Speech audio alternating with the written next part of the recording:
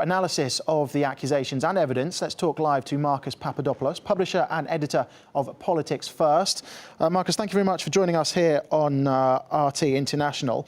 Now, the Ukrainian president says there are many radars and satellites monitoring the skies over Ukraine, yet at the moment it's only Russia who's unveiled its radar readings. Why don't other countries do the same? Well, can I just say, first of all, that first and foremost, it is absolutely imperative that the human dimension to this terrible tragedy is not forgotten or sidelined or politicised. Because what happened last Thursday with the Malaysian airline crash was an appalling tragedy. It was a heartbreaking tragedy. And I really do fear that the way a lot of Western journalists have been covering this terrible event, it's been a way of prosecuting a PR offensive against Russia. And I think that's very important to establish that.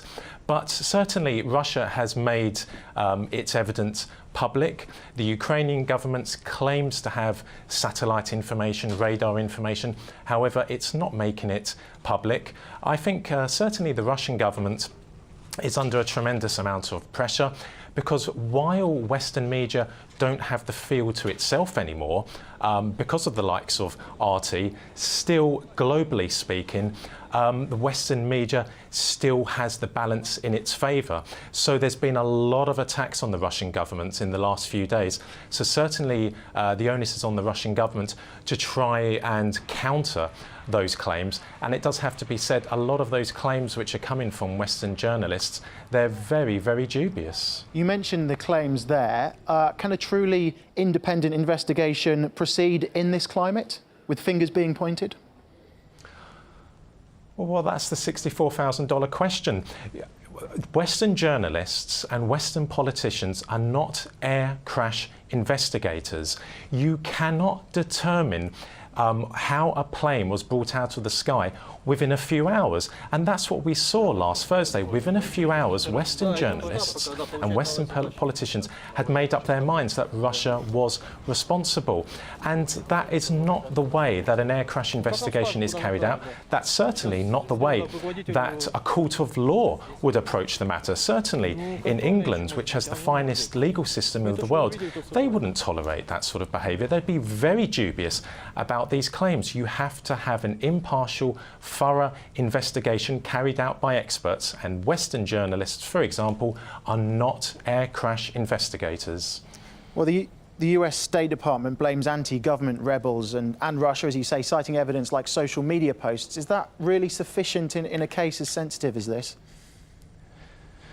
No, it's not sufficient, because we all know that anyone can set up a pseudonym account on, for example, Twitter.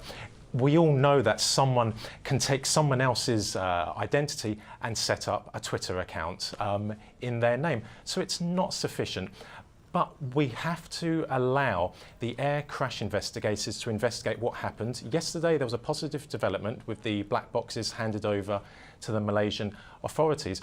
But all I would stress is this: the world needs to be very cautious when it comes to what the American government and the American journalists claim, because there is a litany of errors which they have reported over the last 20 years. Let's not forget, American media ran stories about how Iraqi soldiers were throwing babies out of hospital windows, which was completely false.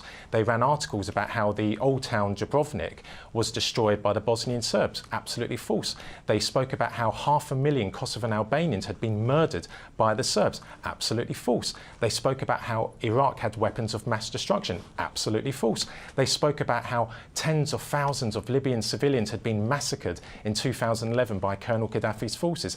Absolutely false. They are doing it the same. They're doing the same sort of thing now with Ukraine. They have a very checkered history, the American government and the American media sector, and we really need to be extremely cautious with the way they are covering a terrible tragedy, a terrible loss of life. And why do you think the US State Department isn't making public the evidence that they claim that they have? Well, I suppose the American government would claim they will introduce it once an investigation is up and running. However, we can go back 1 year ago or almost a year ago, when the American government was claiming that the Syrian government had been responsible for using chemical weapons. Now, they had deduced that through their crystal ball within a few hours. So 1 year on, we're hearing within a very short period of time that the Americans have evidence, but they're not going to release it. Will it ever be released? It's going by what happened last year with Syria. Possibly it won't be, because the Americans 1 year ago said they have evidence that the Syrian government used chemical weapons, and the evidence they released was, quite frankly, fanciful. A court of law, for example, in England would have rejected it. So let's watch this space. If they do have this evidence, concrete evidence, plausible evidence, let's see it and let's examine it like a court of law would. Marcus, thank you very much for your time. Marcus Papadopoulos here on RT International.